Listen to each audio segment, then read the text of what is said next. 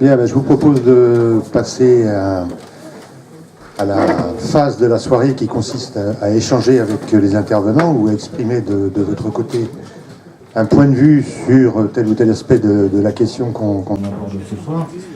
J'ai le sentiment à écouter un certain nombre des questions là, tout à l'heure pendant la pause que ça y est, on va commencer à aller sur le fond du sujet. C'est bien celui de la démocratie. C'est comment on rentre dans le débat démocratique avec l'outil numérique n'étant qu'un outil finalement, mais qui permet peut-être de traiter autrement cette question de la démocratie, cette question de la relation entre le citoyen et ses élus. Voilà. Qui se lance pour la première question? Et comme on dit dans ces cas-là, on passe à la deuxième.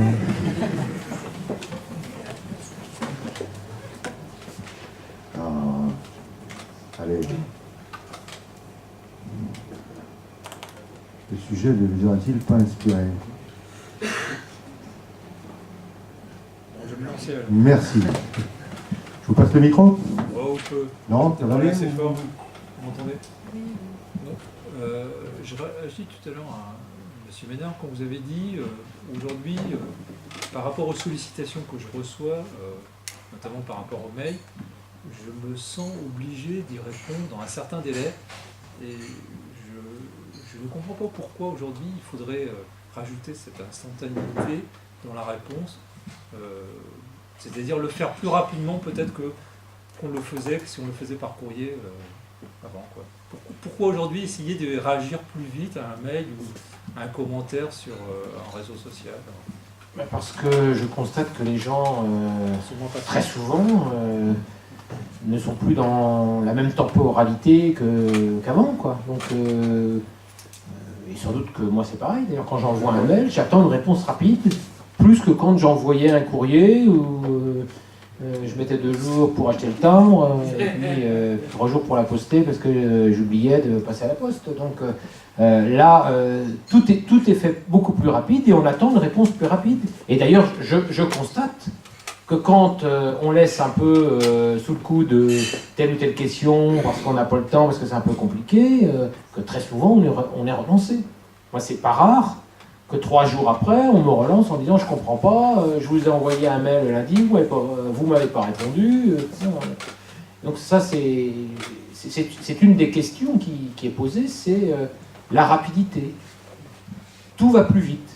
Alors, c'est pas forcément négatif d'ailleurs. C'est bien aussi d'avoir une réponse plus rapide, de pouvoir échanger plus rapidement. Mais je constate que tout est plus rapide. Sur la communication, c'est la même chose. Pierre-Adrien le disait tout à l'heure. C'est la course à l'information, avec y compris les journalistes qui ont de moins en moins de temps pour vérifier leurs infos, puisque dès qu'il y a quelque chose qui arrive sur un réseau social, il faut vérifier vite fait pour pouvoir communiquer. Et donc c'est une course permanente, quoi. Donc de la même manière, les gens qui nous interrogent, pas tous, hein, mais sont souvent en attente d'une réponse rapide. Et puis surtout quand ils nous écrivent, c'est aussi parce que ça dépend des sujets. Quand ce sont des sujets législatifs, c'est souvent parce que on est en plein débat, et là, effectivement, c'est une course contre la montre. Hein, parce que quand on nous interroge en disant qu'il y a une difficulté, qu'il faudrait intervenir sur tel texte, déposer des amendements, une fois sur deux, c'est déjà trop tard, puisque le délai de dépôt des amendements est passé. Donc ils ont raison de demander à ce qu'on réagisse rapidement. Et puis, d'une façon plus générale, sur la communication, l'information, ils nous interrogent sur un sujet dont ils ont entendu parler la veille à la télé, ils ont lu ça dans le journal, et si on leur répond 3 semaines après, on n'est plus dans la temporalité. Donc on voit bien que tout va plus vite, mais c'est pas un reproche. Hein.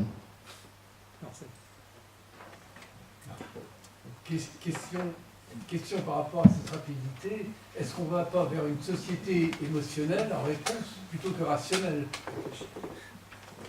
Ouh là là, je vais passer la parole. Non, c'est la question aux journalistes aussi.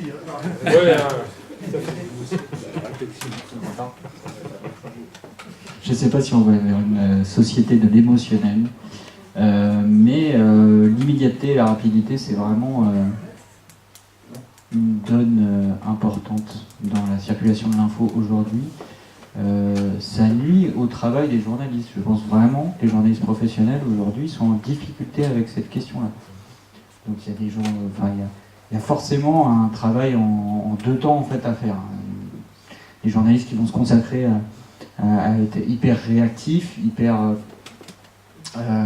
rapides, ouais, dans l'immédiateté, et d'autres qui vont prendre peut-être plus le temps de réfléchir. Donc il y a déjà des modèles de médias qui se dessinent rien qu'à travers cette question-là. Mais, alors comme je ne saurais répondre à votre question, désolé, je vais en poser une à mon tour si ça ne vous dérange pas. Je voulais savoir, est-ce que c'était pareil du côté des politiques? Est-ce que cette immédiateté, elle nuit à la pensée politique? Vraiment à la pensée, pas que la parole, mais vraiment aux réflexions de fond et à la pensée politique, au sens large. L'immédiateté, d'une façon générale, oui. Ça ne veut pas dire que ce soit lié uniquement au numérique. Parce qu'il y a les chaînes d'information continue, il y a tout ça. Enfin, donc tout va. Ni aux politiques. Ni aux politiques, bien sûr. Non, mais c'est vrai que tout va plus vite. Donc c'est sûr que la relation, y compris aux citoyens, est différente. Je me souviens c'est loin du numérique, mais Alain Chénard, maire de Nantes, 77-83, et donc a dit de nombreuses années après, alors que c'était Jean-Marc Ayrault qui était maire, a dit mais l'exercice de la fonction n'est plus du tout la même. Avant, il n'y avait pas cette demande des citoyens d'être informés, associés sur toute décision. Maintenant, s'il y a des travaux dans une rue de La Chapelle et qu'il n'y a pas eu une info quartier, une réunion avant pour dire ce qui allait se faire, il va y avoir du mécontentement. Et donc, ça renvoie aussi à la démocratie, là, du coup. Mais c'est une minorité. D'ailleurs, les gens ne vont pas venir participer, pour beaucoup, à l'élaboration d'un projet, mais quand ça va les concerner directement dans leur rue, là, ils vont réagir. Et donc, comment on fait pour être attentif à ces citoyens, tout en sachant que quand on organise des débats où on met en place une organisation comme à Nantes par exemple avec des comités de quartier, on s'aperçoit qu'il n'y a pas tant de gens que ça qui viennent, il y en a même peu. Et souvent on voit toujours les mêmes, donc il y a ces contradictions. Là, pour le coup, je vais rebondir, et puis je vais être un petit peu provocateur. Pourquoi est-ce qu'on n'organise pas des comités de quartier numériques?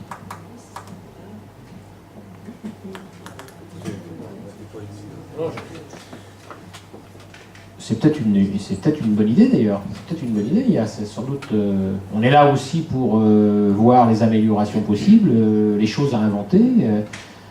C'est vrai que quand il y a si peu de gens qui participent à une réflexion, alors que cette possibilité leur est offerte, il faut trouver d'autres moyens sans doute. Donc peut-être aussi que utiliser ces moyens modernes peuvent être une solution pour qu'il y ait une participation plus grande, parce que c'est vrai que dire on fait une réunion à 18h le jeudi soir, il y a plein de gens qui ne peuvent pas venir pour différentes raisons et qui auraient peut-être envie de participer à l'élaboration du projet. Donc il y a sans doute, oui, des nouvelles formes de dialogue, de concertation à inventer.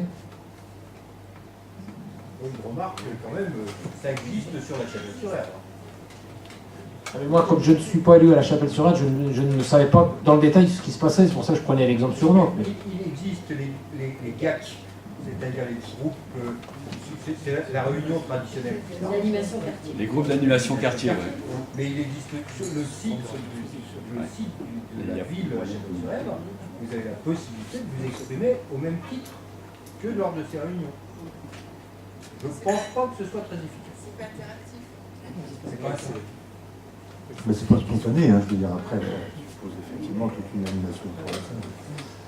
Oui, alors d'abord monsieur, ensuite madame, monsieur, je vais essayer. Hein. Bon, vas-y. Mais de façon très pragmatique, est-ce qu'on ne peut pas envisager une certaine forme de participation de la part des électeurs via les outils actuels, ne serait-ce qu'avec des questions toutes simples, par exemple un sondage sur Twitter, ou des choses qui encouragent la participation sur des questions très pragmatiques et qui vont concerner forcément des gens, même s'il y a souvent une proportion on appelle ça des trolls, de gens méchants, qui disent des choses qui n'ont aucun sens. Mais ça pourrait quand même être un vecteur de communication et pour remonter un petit peu les informations et la participation vis-à-vis des élus. Est-ce que c'est envisagé ce genre de choses aujourd'hui? Qu'en pensez-vous l'un et l'autre?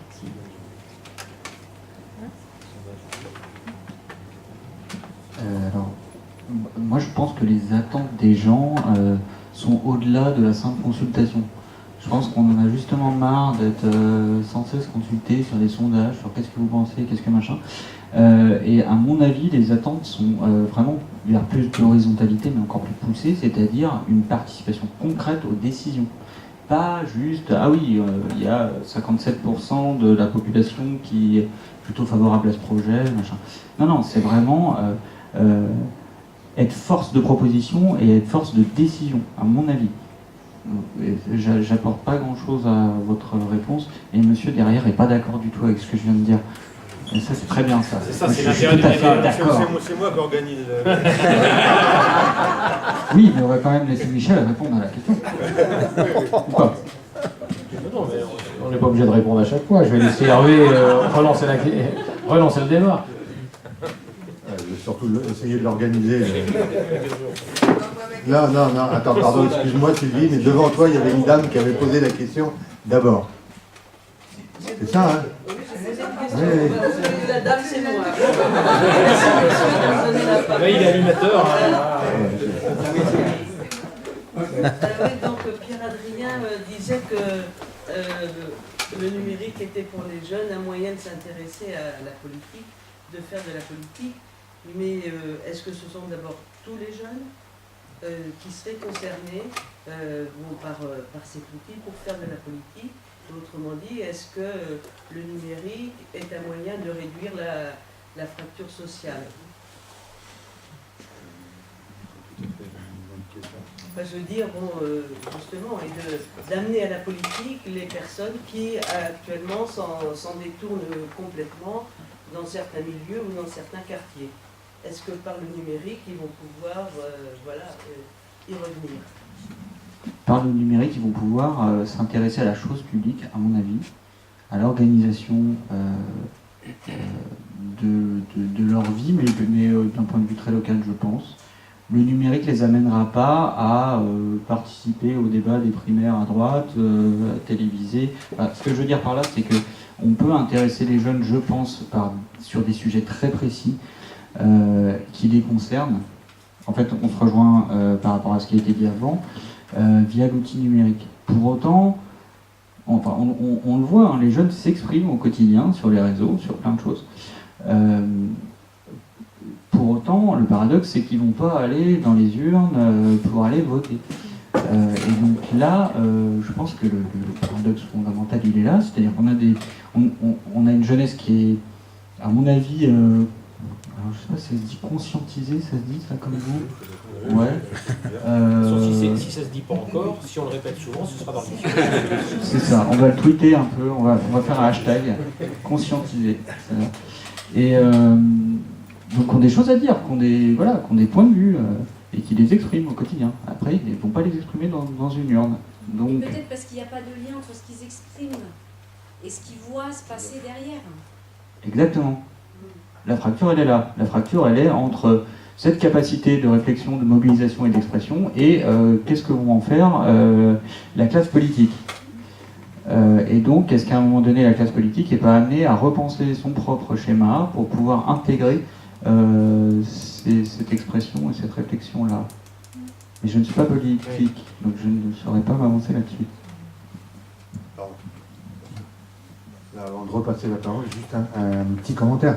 Il y a aussi peut-être une tendance par l'outil numérique à penser que parce qu'on exprime une opinion, elle est partagée par un grand nombre et elle va être suivie des faits. Je pense que la prise de décision est un peu plus compliquée que ça. Et c'est vrai que le numérique, du coup, peut apporter un certain nombre de frustrations. C'est-à-dire qu'on peut penser, par exemple, qu'un groupe de personnes puisse exprimer collectivement, même à 5 ou 10, un avis sur un projet, sur un sujet, plus qu'un avis, se prononce vraiment pour telle ou telle, dans telle ou telle direction. Ça ne sera pas forcément suivi des faits. Les émetteurs du projet en question vont être frustrés, que ce soit pas suivi des faits, mais ça peut être logique aussi parce que c'est pas forcément partagé par la majorité des autres, de ceux qui se sont pas exprimés. Donc c'est compliqué quand même l'organisation. On voit bien qu'il y a forcément quand même un problème de médiation dans la transmission de l'avis par le numérique, de médiation et de régulation. C'est-à-dire qui va dire que parce qu'on s'est exprimé de telle ou telle manière par la voie numérique, là, ça doit être automatiquement on peut peut-être suivi des faits. élargir l'expression en proposant, je ne sais pas si une idée paraît intéressante, est-ce qu'elle peut être soumise, comme disait le jeune homme devant, est-ce qu'elle peut être soumise à l'ensemble de la population? Ça, et oui. du coup, on vérifie Non, mais, oui. que ce qui a été dit peut-être par quelques-uns à un moment, qui paraît intéressant, est aussi partagé par d'autres. C'est là peut-être où on peut démultiplier. C'est là qu'il y a l'organisation, la régulation, etc. Et je veux dire, après, le processus décisionnel, quoi, c'est parce qu'on exprime une idée qu'elle... Non, mais je suis d'accord. Ouais, voilà. Oui, c'est ça. C'est compliqué. Alors, excusez-moi, mais c'est moi qui ai dérogé. Je suis rentré dans un débat. Du coup... Il n'a pas pu être animateur jusqu'à la fin. Voilà, c'est ça. Qu'est-ce qu'on a après Sylvie, et puis après je reviens à vous. Moi, je vais reposer une question que j'avais déjà posée à la première session, et on m'avait dit ce serait mieux si tu la posais, fait compte à e-démocratie. Donc on ne peut pas y échapper. Je ne vais pas me priver. Et à la première session, il était beaucoup question des algorithmes, de l'organisation, fait compte, à travers des algorithmes, pour rendre service aux entreprises, prise de décision. Et globalement, ce qu'il en ressortait, c'est que ça marchait très bien. Ça aidait beaucoup, il y avait des algorithmes hyper performants, ça marchait beaucoup, ça marchait bien, et c'était, tout le monde était content. Et moi, ma question, venait à dire, il y a une grosse machine, à travers laquelle tout le monde y est, c'est l'État, et je me disais, comment se fait-il que les politiques ont du mal, ou est-ce qu'ils n'ont pas de bons algorithmes à leur disposition pour prendre des décisions qui nous concernent tous les jours, et c'est toujours extrêmement compliqué.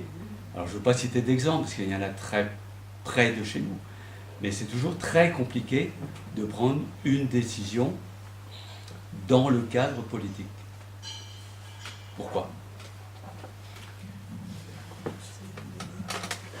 Le problème, c'est qu'on demande une réponse simple à des questions souvent extrêmement compliquées.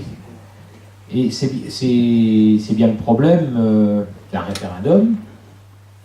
Quand on dit que les gens répondent rarement à la question quand il y a un référendum, mais c'est la même chose sur n'importe quel sujet.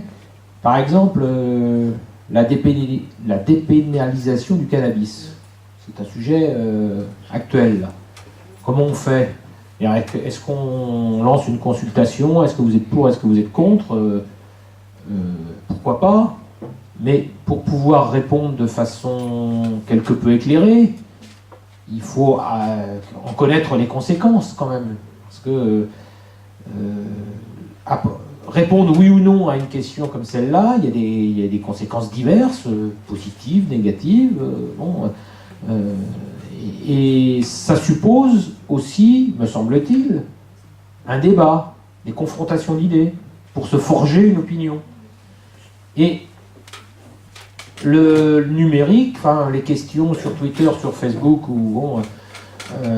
ça ne résoudra pas plus la question que toute autre forme de consultation. C'est pas parce que c'est un outil, parce que c'est d'abord un outil de communication pour moi, le numérique, Et s'il n'y a pas l'analyse collective, la confrontation d'idées, on risque d'avoir des réponses qui peuvent être faussées, ou en tout cas plein de gens qui répondront sans avoir les tenants et les aboutissants de la problématique. Et on pourrait prendre plein de sujets. Il y a eu des contestations de telle ou telle loi. Quel que soit ce que pensent les gens, très souvent, c'était sur un point précis qu'ils s'exprimaient sans avoir regardé l'ensemble de la question. Et donc si on dit, la loi El Khomri d'ailleurs, on va la prendre, il y a une enquête qui a été faite sur les points clés. Il y a eu un sondage sur les points clés. Est-ce que vous êtes favorable ou défavorable à telle mesure de la loi? Et bien sur toutes les questions qui étaient posées, les gens répondaient oui, ils étaient favorables. Et sur la question, sur l'ensemble, ils étaient défavorables, largement. Donc ça veut dire qu'il y a une connaissance partielle de ce qu'il y a dans cette loi. Et là, ce n'est pas la question du numérique, c'est comment on associe les citoyens à une décision collective. Et moi, ce qui m'inquiète quand je vois le débat des primaires de la droite, mais ce sera sans doute vrai au mois de janvier pour les primaires de la gauche, quand le débat que j'ai regardé la fin la semaine dernière, c'était sur l'économie, vous avez 1 minute. Et donc, voilà. Et chacun devait s'exprimer pendant 1 minute. Comment un candidat à la présidentielle peut expliquer quel est son projet en ayant 1 minute pour s'exprimer?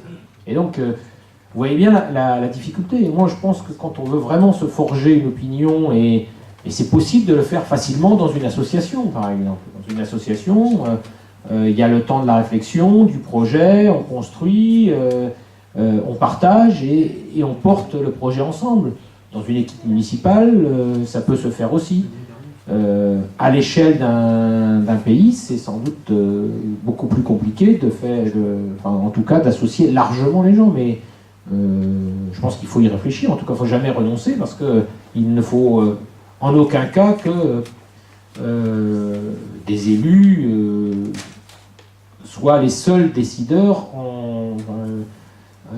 en étant déconnectés de la réalité de ce que pensent les citoyens. Donc moi, je n'ai pas la solution miracle, mais en tout cas, il faut toujours réfléchir. Et ce sont d'abord des outils qui peuvent être utilisés pour améliorer notre fonctionnement démocratique. Maintenant, il ne faut pas croire que parce qu'on a ces outils-là, on va tout régler. Mais je pense qu'il faut se saisir de cette opportunité pour associer plus les gens. C'est vrai que faire des réunions en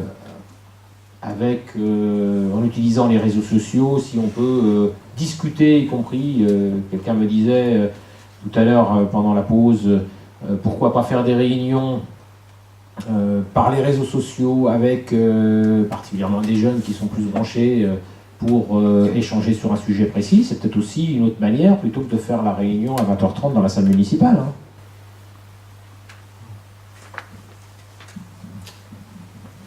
Question, Sylvie. Non, je te remercie, j'ai eu la réponse par l'intervention de Pierre. Pierre.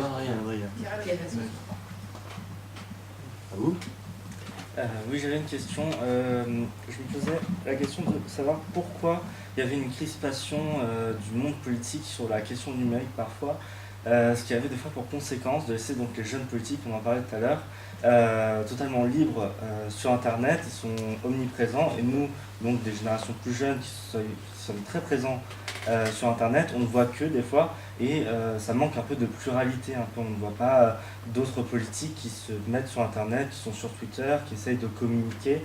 Et donc on se demande pourquoi il n'y a pas plus de voix qui s'élèvent du monde politique sur Internet, et pourquoi il y a une crispation des fois du monde politique vis-à-vis du numérique.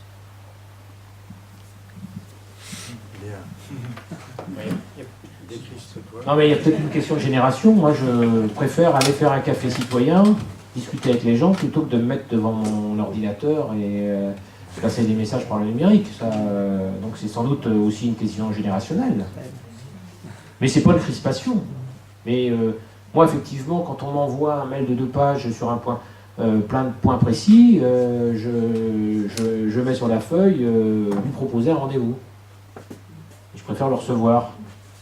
Parce qu'en plus, je me dis, si je réponds à des points extrêmement précis, de toute façon, on va me trouver quelque chose qui ne va pas, et hop, je reçois un mail de 2 pages, quoi. Donc, je préfère, dans ce cas-là, j'allais dire la confrontation, enfin l'échange, quoi, la rencontre. Il faut peut-être que vous précisiez votre question, parce que là on parle d'échange par mail. Vous avez parlé d'une présence sur Internet. Ça veut dire sur les réseaux sociaux, sur les Twitter, réseaux sociaux, voilà. tout ça. On ne peut pas dire que les politiques soient absents des réseaux sociaux, ils sont très connectés. Il y en a qui tweetent beaucoup. C'est pas... Encore une fois, on parle beaucoup d'outils, quoi. Les politiques sont sur les réseaux sociaux. C'est pour faire quoi? Pour faire quoi avec les citoyens? Comment les citoyens, eux aussi, s'emparent du débat politique à travers ça? L'outil, le numérique, finalement, il est secondaire. En fait, la révolution dont on parle là, depuis tout à l'heure, elle est en trompe-l'œil pour moi. Si je reprends mes exemples de tout à l'heure sur l'enseignement, les méthodes alternatives d'enseignement, elles existent depuis belle lurette, elles n'ont pas attendu le numérique. Les autres formes d'économie, elles ont été pensées avant l'arrivée du numérique. Les autres formes de journalisme, ça date pas des années 90-2000, ça date de plusieurs décennies avant. Donc en fait, on a eu, je pense, sur le champ politique, une réflexion de fond à mener avec tout l'historique qu'on a. Et le numérique, ça vient fluidifier tout ça, ça vient rendre possible tout ça, mais c'est pas l'outil qui va, à mon avis, changer la donne. C'est pour ça que sur le terme dit démocratie, moi je m'y retrouve pas en fait. Sur une démocratie plus directe, favorisée par l'outil numérique, oui, ça je peux comprendre la chose. Ça veut pas dire que je suis en phase avec ça, mais je peux la comprendre. Mais sur une démocratie purement dématérialisée ou quoi, enfin je vois pas le truc, je vois même pas l'intérêt en fait. Non mais ça peut être la définition de l'e-démocratie, ça. Ouais, en fait. Peut-être, je sais pas. En fait. Mais alors, je n'ai pas forcément répondu à vos questions. Justement, pour revenir dessus, j'ai remarqué quand même, notamment sur Twitter, la présence de beaucoup d'hommes politiques. Et j'ai pu simplement les classifier en 2 catégories. Ceux qui l'utilisent comme un peu comme un journal politique, pas pour faire de la propagande, hein, mais pour s'afficher, pour faire dire ce qu'ils font, de la promotion, quoi. Et les autres, plus rares, qui vont plus participer de façon très occasionnelle, avec par exemple une réponse à un internaute qui avait posé une question intéressante, qui avait sur n'importe quel projet. Et c'est de ce côté-là que je sens qu'il y a un intérêt tout particulier aux réseaux sociaux et à Internet et à l'e-démocratie, c'est-à-dire dans la participation, dans la communication. Il y a un lien direct qui se fait, non seulement en termes très informationnels, mais surtout il y a un lien, un rapprochement, et ça, je pense qu'il y a vraiment quelque chose dans la démocratie directe qui peut être intéressant à ce niveau-là. Parce que c'est quand même plus instantané, plus rapide et peut-être plus intéressant aujourd'hui qu'une lettre qui va mettre effectivement 2 semaines à être envoyée, à laquelle on va répondre. C'est rapide et peut-être intéressant sur ces questions. Et il y en a très peu qui s'y essayent. Pas forcément en fait. Parce qu'à partir du moment où on voit la réponse de l'élu à l'internaute, c'est public. Et ne serait-ce que de voir qu'un élu a répondu à un internaute lambda de n'importe quelle circonscription, on sent qu'il est à l'écoute. Il répond, il lit. Et moi déjà, ça me fait avoir un a priori positif. Oui, mais je veux dire, il y a un effet multiplicateur. Dans ce cas-là, alors qu'un courrier, c'est de l'émetteur au récepteur. Oui, mais voilà. C'est l'intérêt des réseaux sociaux en fait.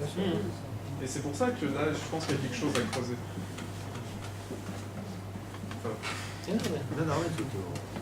C'est une suggestion et une contribution au débat. Sur mon blog, je le fais, il n'y a pas beaucoup de commentaires, mais quand il y a des questions, là, souvent, je réponds sur le blog.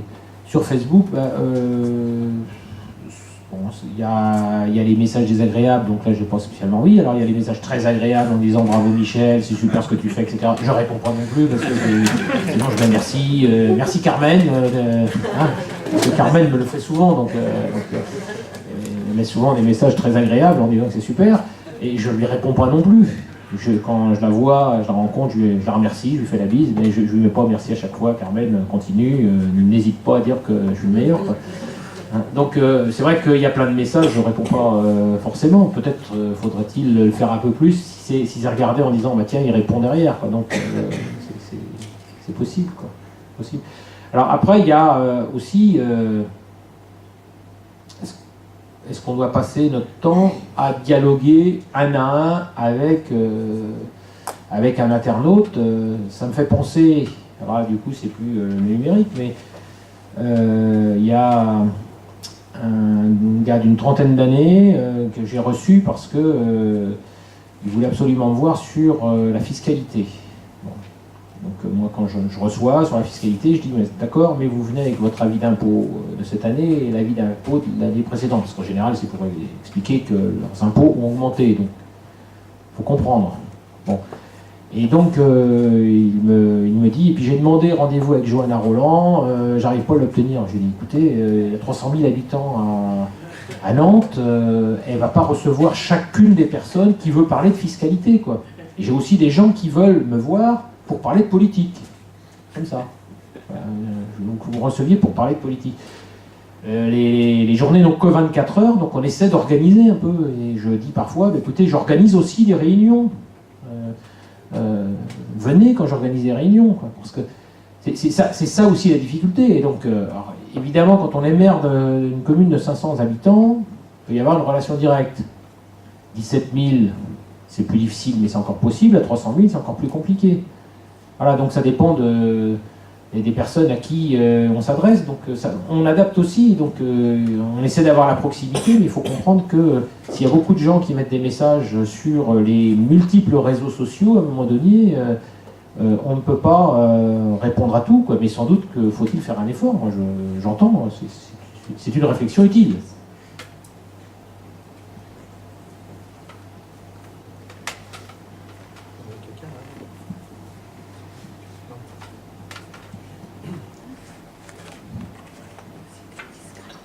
Voilà. Est-ce que quelqu'un d'autre... Oui. Oui, moi donc on est quasiment au terme du débat, donc je me dis qu'entre la verticalité que représente un peu Michel, qui est un représentant de la nation, un élu, et puis l'horizontalité qu'incarne Pierre-Adrien, je me demande si ces deux niveaux vont vraiment réussir finalement à se rencontrer. Je trouve qu'il y a une vraie difficulté. Je ne sais pas d'ailleurs si la démocratie est dans le tout participatif, parce qu'il y a aussi des effets pervers, de l'émotion, comme disait Georges tout à l'heure. Hein. Mais quand on a pensé un peu l'organisation de cette réunion, on se disait comment est-ce que les choses vont pouvoir s'articuler, et au terme de cette réunion, je suis moins convaincu que ça puisse effectivement se faire. Voilà, on a sans doute encore besoin des deux, d'une certaine verticalité, de représentants, d'élus de la nation. Et comment est-ce que, via l'outil numérique, la démocratie plus directe, plus participative va pouvoir trouver effectivement sa place.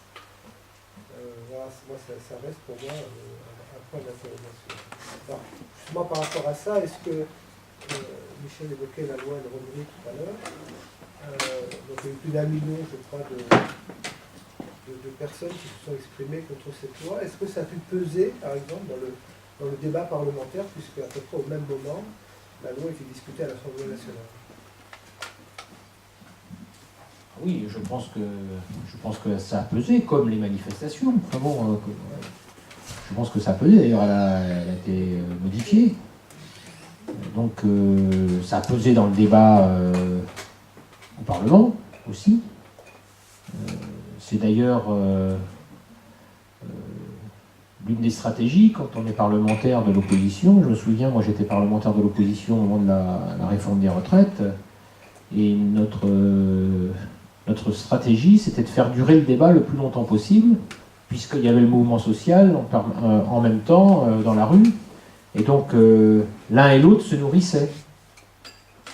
Donc c'est vrai que quand il y a une pétition importante, là c'est, je ne sais plus, 1,3 million, ou pétition organisée par Caroline Deas, oui, ça pèse dans le débat, forcément. Hein. Mais en même temps, une pétition, quel que soit le moyen, numérique ou pas, ça ne peut pas résumer un débat où les questions sont forcément plus complexes que ça. Parce que faire un clic sur un ordinateur, ça ne donne pas forcément... ça donne une appréciation à un moment T, mais est-ce que la personne qui clique est bien informée? Ça, je ne sais pas. Moi, il se trouve que le 8 mai, je revenais d'une commémoration à Petit-Mare, et je vois 3 jeunes qui faisaient du stop. Et donc, je m'arrête, je les prends. J'étais en costard. Alors, il y en a un qui me dit ah, monsieur, vous travaillez le dimanche? Parce qu'il se trouve que c'était un dimanche, de lui-même, mais c'était aussi un dimanche. Alors, je dis oui, ça m'arrive souvent. Et puis il me dit vous faites quoi? Donc là, je lui dis je suis député. Ah bon? Ouais, qu'est-ce que vous en pensez de la loi Et je me suis dit, El Khomri au travail. Il dit et vous moi je vais manifester. Hein. Ah ouais, nous on fait les manifs. Ouais. Je dis oui, très bien. Je dis mais qu'est-ce que. Pourquoi vous manifestez? Parce que nous, les jeunes, on va plus avoir le droit de travailler parce que les CDD vont être supprimés. Voilà. C'était la seule information qu'il avait. Et donc je lui ai parlé garantie jeune, je lui ai parlé du CPA, je lui ai parlé d'un certain nombre de dispositifs. Et il dit ouais, c'est bien ça, je savais pas. Donc on voit bien la difficulté, quoi. Donc je dis pas qu'ils n'avaient pas raison de manifester, hein, mais on voit bien la difficulté. Ils n'avaient qu'une information très, très partielle et qui en plus qui était fausse.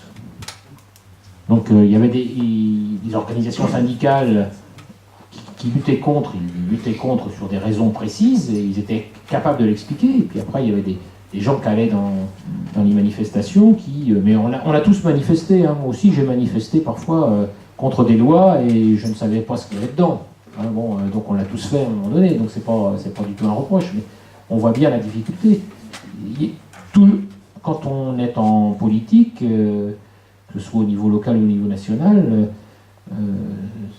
la question qui nous est posée souvent, c'est une question qui a été réfléchie pendant plusieurs années, où il y a eu des études, et donc c'est comment on partage, on explique. Ça c'est une vraie difficulté, quoi. C'est une vraie difficulté parce qu'il y a des questions qui peuvent être assez simples et il y a des questions qui sont forcément complexes, quoi. Et nous-mêmes, quand on est parlementaire, comme on est amené à voter sur tous les sujets,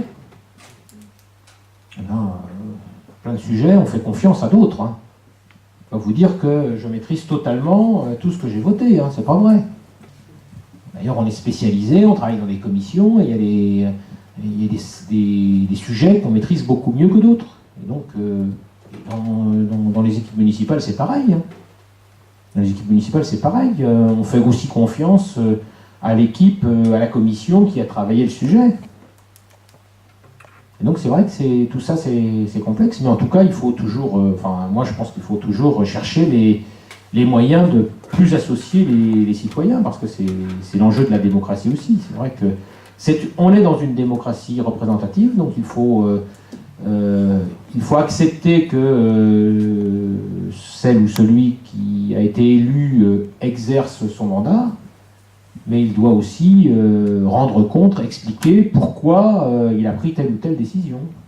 Donc c'est l'enjeu aussi des réunions, des outils d'information divers, numériques ou pas, pour pouvoir dire pourquoi on a pris telle ou telle position.